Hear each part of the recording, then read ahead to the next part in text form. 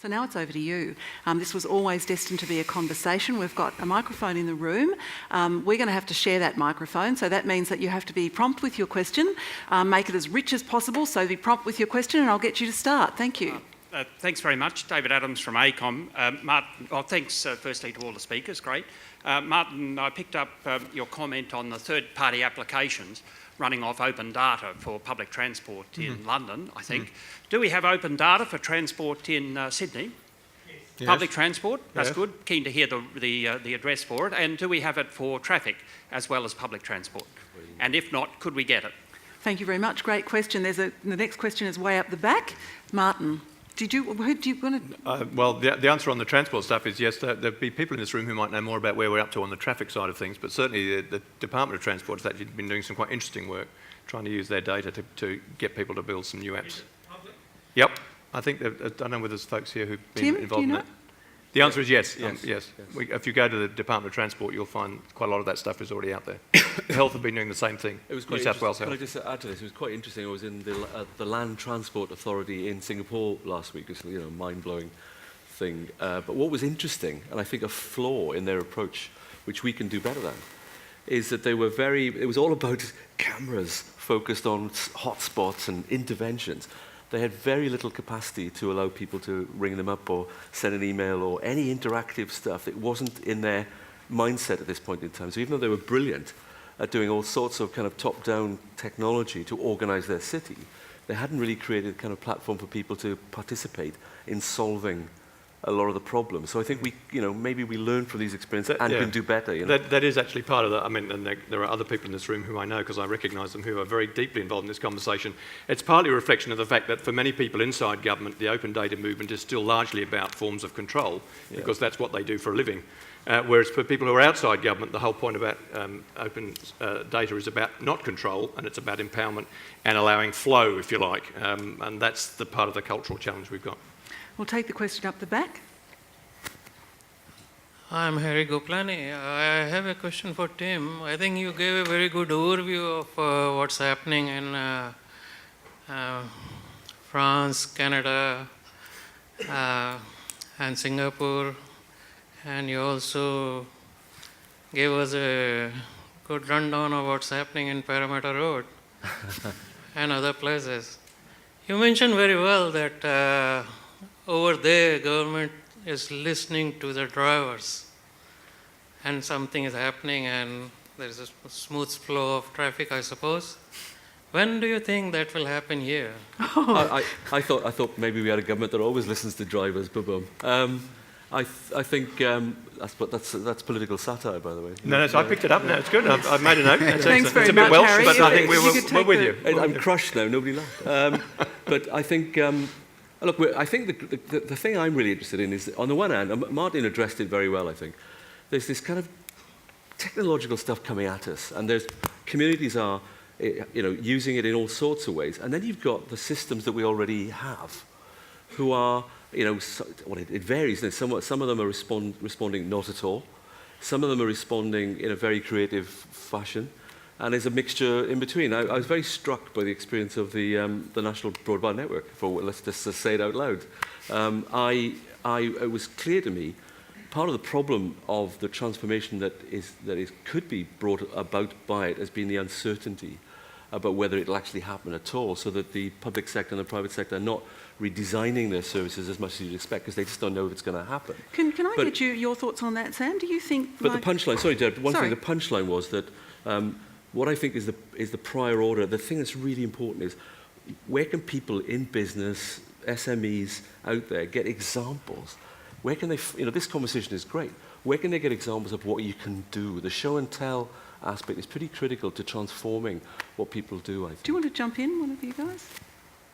On the question of connectivity around these centres, I mean, I think it is absolutely crucial. I think one of the things when we talk about, say, a smart work hub and a place away, it has to have the best connectivity you could get. And when we've talked about a couple of the business cases that Brad and I have looked at on these things, it has to be something that is so much clearly better than you could get at home, and it has to have the services around that. It's not just the connectivity, but it's all of the other functionality around that. And I think I think that's crucial that it has to offer those. Just on that one there, I guess, Tim, if you want to come along to the hub, I invite you to Hub Sydney to have a look at how people are actually using these kinds of spaces. From the connectivity point of view, it's not just the broadband connection. Yeah. I'd probably highlight more the roads, having the car park, having the trains. It's that accessibility to it. We do run each of our 3 hubs currently on 20 megabit connections. We have to really make it work hard, but we're not currently on 100 megabit connections, and we get away with it. In another 5 years with the video, no, we won't. Actually, in another year, we won't. But it's not just the digital connection. It's very much how do you connect with the local communities. That's where I think the shopping centres has always been a favourite of mine, as also Australia Post and bank branches. They're always on High Street in every region in Australia. I agree with that. I think I like Martin's phrase of, did you steal it? The urbanism of technology.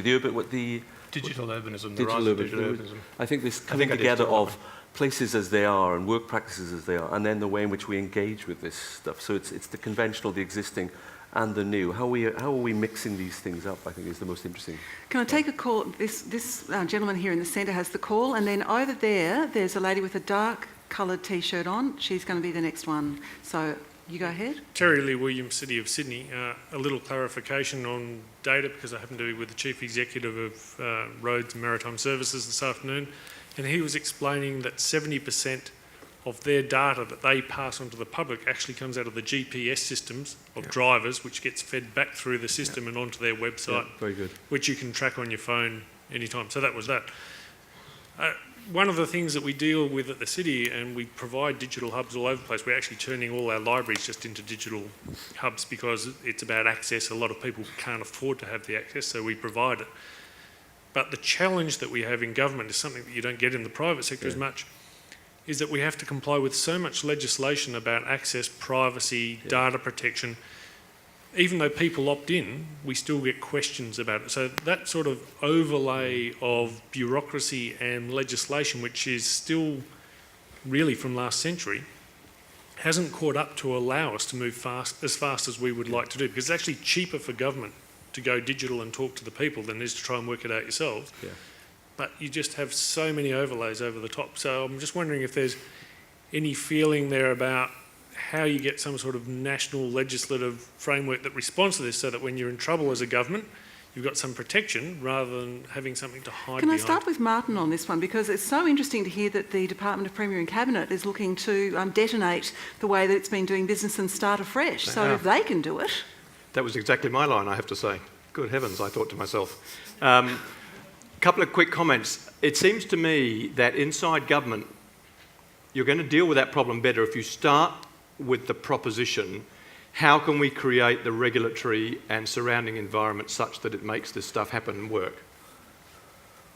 So that way you'll start, and I know there are a number of cities, and a few I mentioned in that in the example, San Francisco is one, and there's a story which unfortunately I can't quickly bring to mind, but I read very recently where in fact they've been doing a lot of work about the regulatory framework within the city.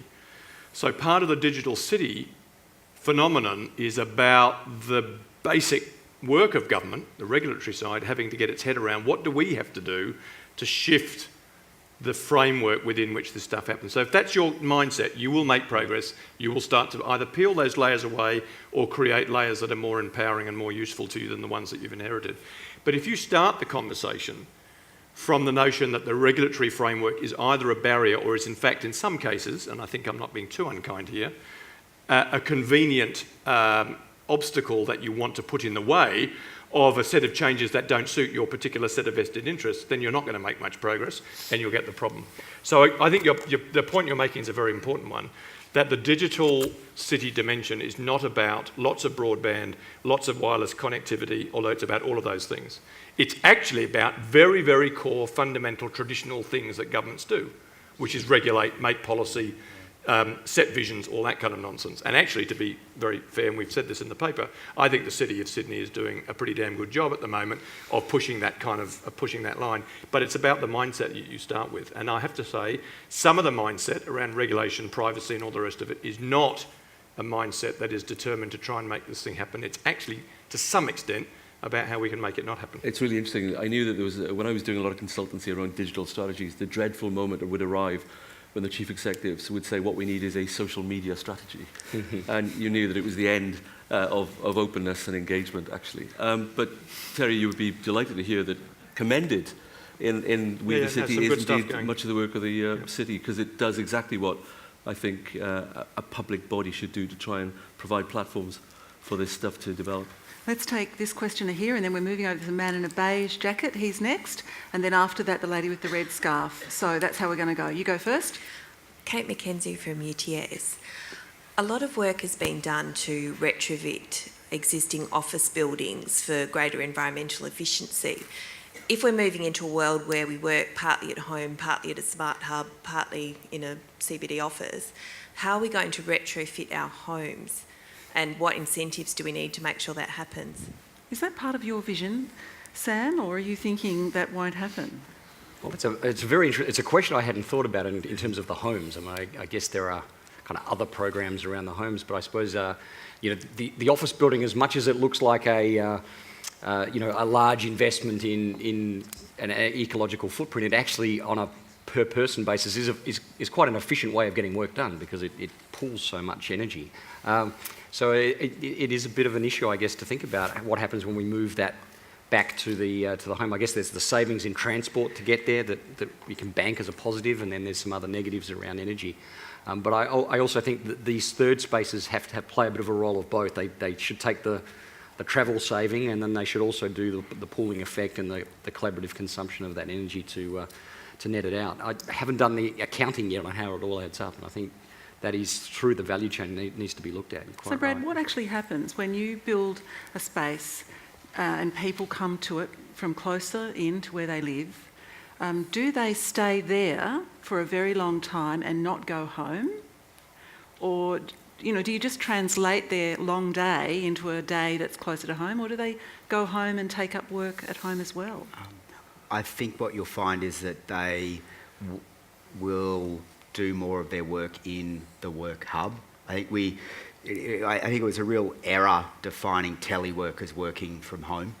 It's kind of really limited the opportunities there, because there really is some work that is not suited for home, and certainly the people are looking for a more professional environment and can't necessarily do everything with the family running around. So providing that work hub, it provides people with an option where they can actually make that's where I do my work, and this is where I do my home life. And I think if we could start drawing more of those boundaries, it would enable us to come home and maybe not do our work. It is interesting, though, that there is evidence that there's a declining use of cars amongst the demography that we've been talking about. I guess it's quite difficult to drive Andy at the same way. Not necessarily lawfully, but I think it's true. I think one of the cliches around smart I like, and I believe is kind of true and it's worth discussing, is smart is the new green. I do think this. I think that for those people who think that we've run out of a discussion, sustainability is the love that can no longer speak its name, it's kind of politically gone off the agenda. But I do think part of the conversation we're talking about actually is about, so that the stuff about intelligent buildings really is a green agenda, but it's a smart agenda as well, and I think the two have come together. So let's hear from this gentleman here in the beige jacket, then we're going to the red scarf, and then we're going over here. This guy has got the call after that, so we'll come to you later. Stephen Jones from InfoVironment. We've approached teleworking from the point of view of people not reducing travel, people not having to travel to work, either working from home or working from a local work hub. But the other side of that, of course, is that people can now work for places that are across the world or across the country. And one thing I haven't heard in this discussion tonight, though I did see it on your initial slide, Tim, was the word airport. And people, and just relating to what you just said, then you mentioned the word green.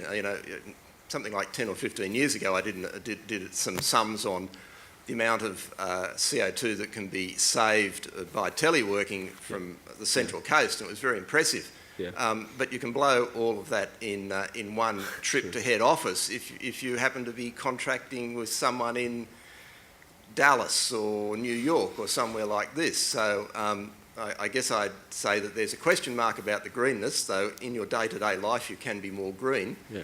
And I would also say that ability to deal with people who work at a great distance and occasionally come to your city, in this case may come to Sydney, is also something that needs to be addressed in thinking about a digital city.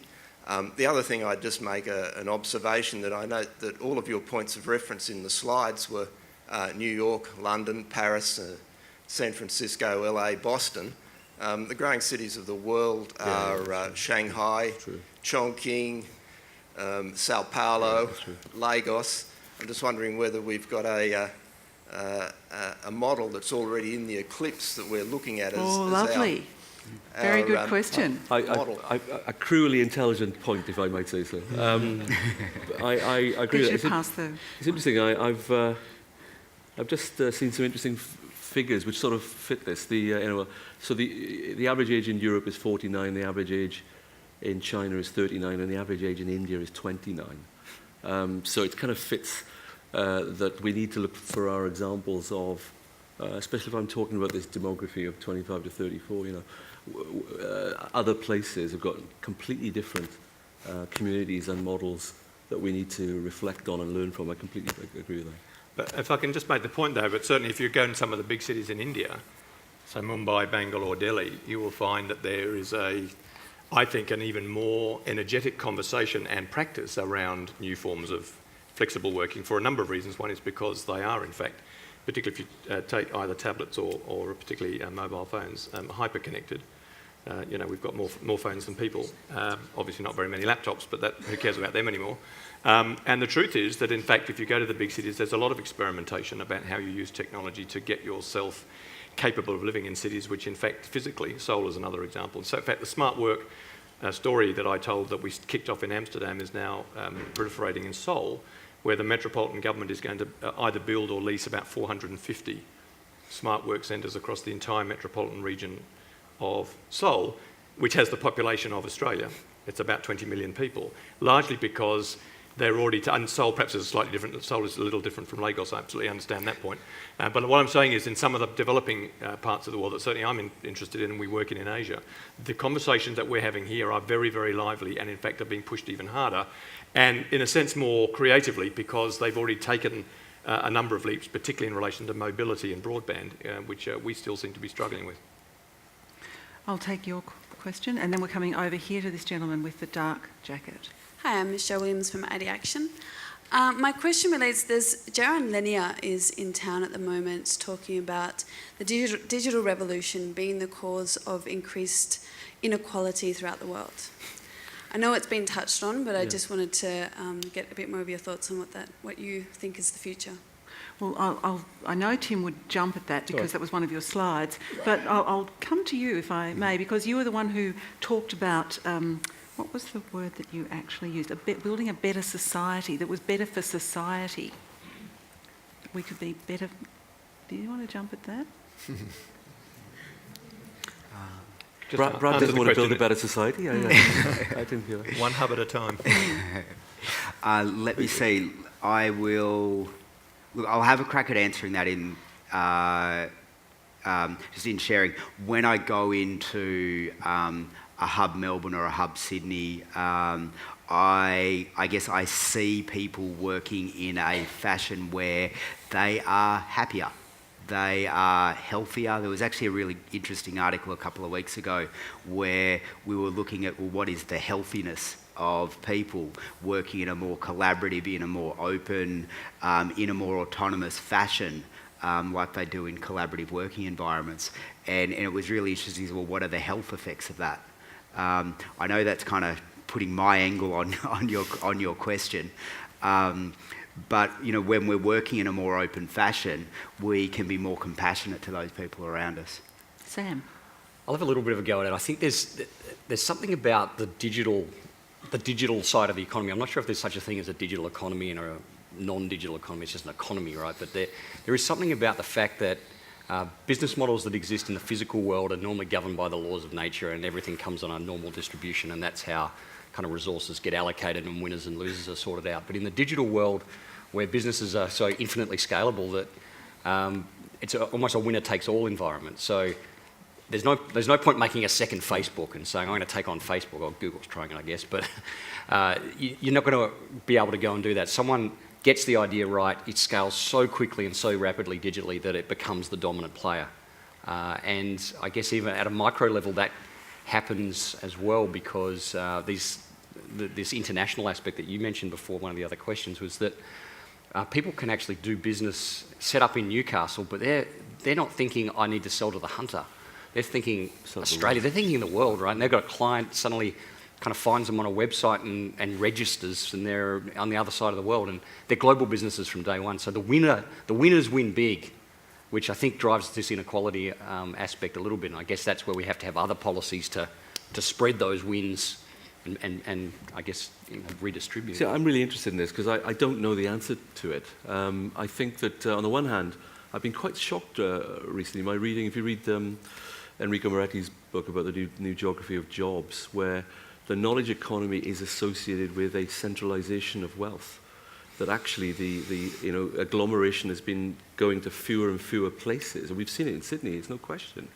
But then the question is, will this digital disruption disrupt that? That I'm just not sure about, because then you have people like the Triumph of the City Glazer saying, yeah, well, the digital does not undermine thousands of years of experience of people wanting face-to-face engagement in cities. So I'm not sure whether, so I think there's a long-winded answer to your question, which is that I think that the digital raises the question, actually, about where the knowledge economy takes place, right? That's what I think. Thank you. Sorry, what I'm going to, we have to do this in an organised way. We've only got one mic. Very good question. So what I'm going to do is I'm going to come running down this row. So you'll have to have your follow-up question. So we're going to go guy in the black, guy in the blue, and the guy and the woman in the green. So let's take it from the top. Wayne Sonta. I agree. I think the intuitive thing would be that you don't end up locked up in your home if you're a teleworker, gradually being only seen in your slippers and dressing gown if you've got anything at all on after a few months. The tendency would be that your local shopping centre, Main Street Strip, and I think that came out of originally when this talk started, we were, as always, enchanted with the North American model rather than the Asian or European model. I just wanted to raise two questions or points, which we talk about trends, but especially this growth of the teleworking as a trend. But I think it needs a leadership as well, and it not be something like a Sydney of City committee or state government and or business together, which has to be along the lines, we know it's measurable, we know the massive amount of time wasted on commuting. We need some sort of campaign like turn commute time into your time, to be free creative in your local area, and maybe set 10% reduction a year over 5 years, and have some system of promotion incentive of those who do it. That's the first thing. But to complement that as well, I did planning once. The Environmental Planning and Assessment Act, for instance, covers all things, but it has provisions that relate both to amenity and utility. But when it gets translated down to local level and development control plans, it's inevitably about amenity. Is your facade interfering with the artistic integrity of my facade? Is your extension cutting down on my sunlight? There's really no emphasis at all on the utility clause or provisions in the local area in development controls for utility, whether it's at household level, block level, or locality level.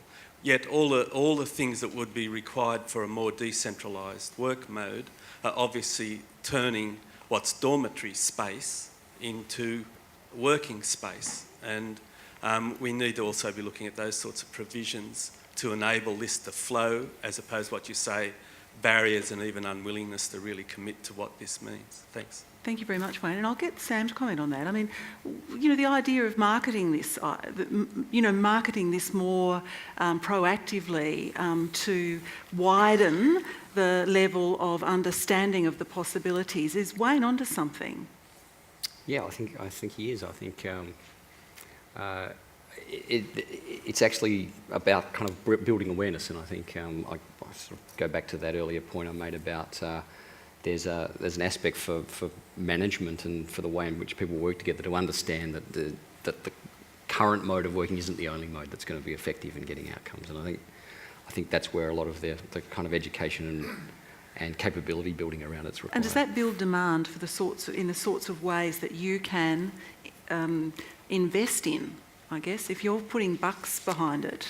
Yeah, I think that's right. I mean, I think that would be part of what gives you confidence in a business case because, you know, as much as there are spaces there, to have those spaces really work, even if that space was vacant, so you effectively said it was free space, it needs a fit out, it needs connectivity, and to really work, it needs a host. It needs someone that's going to make that space really work, and there's labour and cost in that, and so you need to feel that there was enough demand coming and that the companies were behind it. You'd probably, when you're putting your business case together, you'd like to see some anchor companies that are going to put some demand in there for you, as well as the local community. So, can you elaborate? I'll just get. Can you elaborate on that anchor idea? On the anchor idea? Yeah. Yeah, sure. I guess to also grab on the hosting side of things, you know, anywhere working worldwide where you go somewhere to work, as in if it's not something that is welcoming, that's authentic, that's a place that you really want to go to and learn and connect with other people, then you're just not going to go to it. What we found in our experience with Hub is that the anchors are very important, not just from a cash flow perspective, because it gives you the confidence that you know how to pay GPT your rent, but more so it sets a real tone for the culture of the community, and so those anchor members actually say more about the community and the space that you're trying to create than the casuals. There is a limit to that though too. If you filled it all with anchors, then you've just created, you know, the office from yesteryear. So there is a fine mix, and then it's actually hosting that and creating those connections. Now I know Tim would love to jump in, but I'm conscious that we've got 5 minutes left. So I want to go. I've got the man in the blue shirt and then green. Go right ahead. Nick Sharp.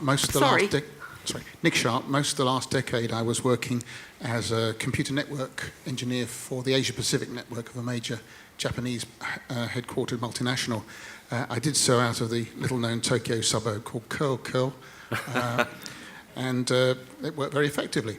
What I did learn, and I'd like to ask you about the needs of international collaboration, was that with limited tools available then, which was basically email and ordinary analog telephoning, was that particularly when you're working internationally, and I think a lot of us want Sydney to be an international business hub, is the need for really good audio, and something that's really still not there on Skype yet, which is lip sync video, because I've heard it said, I'm sorry, I couldn't hear what you said because I didn't have my glasses on.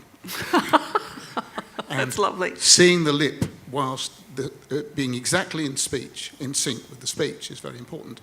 And I think finally that we could leverage Sydney's massive opportunity better than any place in the world, perhaps, other than perhaps Melbourne. Oh dear. And that is that we have the biggest multilingual community in the world. Yeah. And that gives us some opportunity. It would be lovely to be able to see simultaneous computer translation of what your colleague is saying. But I had to work with people whose third language was English. So you had to typically use multinational English and make sure you were using words in a very well understood fashion. Thanks very much, Nick. And I'll get you to pass the mic down to the lady in the green. And do you want to take that question? Except to agree furiously, because I spend a lot of my life now doing exactly that, people in Asia and around the world. My point is to go back. Connectivity is actually important. The quality of connectivity is important to this conversation. And if you're on a 3-hour audio conference and you can only hear about 75% of it, you feel as though you've done 8 hours work when it's finished. So yes, I agree completely and entirely. So I don't think I can do much more than that. And then the connectedness starts to flow from that, because the better the quality of connectivity, the more the connectedness comes up. You start to see people and engage with them in a much more human way. Thanks very much, Martin. Yeah, hello, my name's Barbara Lapani and I'm actually running the stakeholder engagement for the Commonwealth Government on telework. Right. And Oh, this cool. is one of the networks that we've established. And I just wanted to say to the, we also have another network that actually looks at digital inclusion, and a very important not-for-profit organisation in Australia called Info Exchange is running that network for us. And those of you who are interested in this whole issue of digital inclusion should get in contact with the Info Exchange, because this is the network they run. They've got a LinkedIn group and they're very, very active in trying to promote this space. And they're now doing quite a lot of work on trying to open up telework opportunities for people with a disability as the first cab off the rank. And then on the question of anchor tenants, as Sam knows, as well as the Premiers and Cabinet hooking into activity-based working, what we'd like to see state governments do as the major employers is to step up as the anchor tenants for smart work hubs, especially in the outer and peri-urban areas, where we have the people who are bearing the biggest cost, because is this where you get the more affordable housing areas, so people on lower incomes, and they're bearing the time, stress and cost of commuting to work, because as you said, work is agglomerating in the CBD. Yeah. And one of the strategies that Brad's been working on and Sam's interested in these smart work centres is that it enables an outpost of that agglomeration to be created in local economies. Right. And to also remember that when you're talking about this, it may not be that people work from there every day of the week. We call this hybrid teleworking. So you might work from your local smart work centre at a telework hub through your state government employer, if that is it, or a major employer, for 3 days a week. And the other 2 days you might come into the city. I mean, I personally, my job's in Canberra, my house is in Katoomba, and I have a telework arrangement with my department that enables me to work on a sort of rolling fortnightly basis from Katoomba. So in any 1 week, I'm either 2 days or 3 days in Canberra or Katoomba. And that enables me to enjoy the wonderful high quality environment of the Blue Mountains and to get a job in Canberra. And this is what people are looking for, that sort of choice and opportunity. Thank you very much. That's a wonderful story. Now I'm looking at Stuart. It is 6:30. And so that was the predetermined time to wrap it up. So let me now introduce to you Professor Stuart White, who is the Director of the Institute for Sustainable Futures.